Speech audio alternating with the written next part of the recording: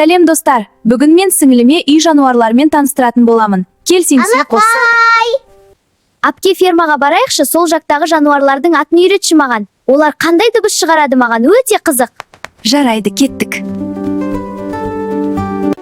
Қарашы, бізбен бірге еріп, мысығымыз бен күшік бірге шығыпты. Ай, бұзықтар ай.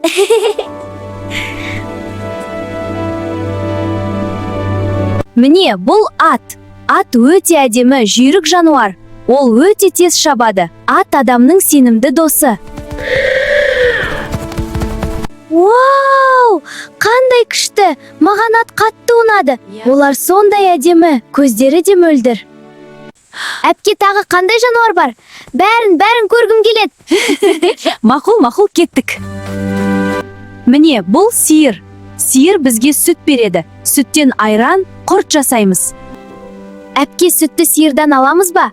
Анашым бізге сүт қосып бауырсақ, тәтті блинчик жасап береді ғой. Сонда сүтті сиырдан алатын болғаны ғой, иә?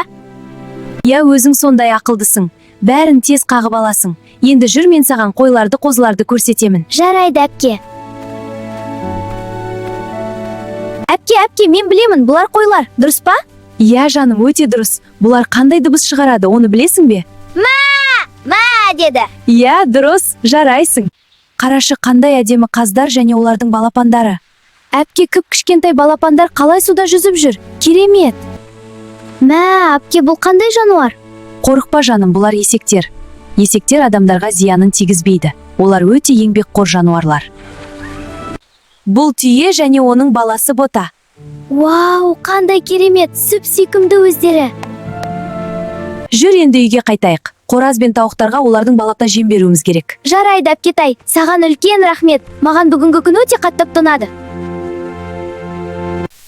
Әпкетай, міне жем беріп болдық, енді бірге ән айтайықшы. Жарайды, кеттік. Ат шапқанда жылдам болады, көздері мөлдір, әдемі ғой.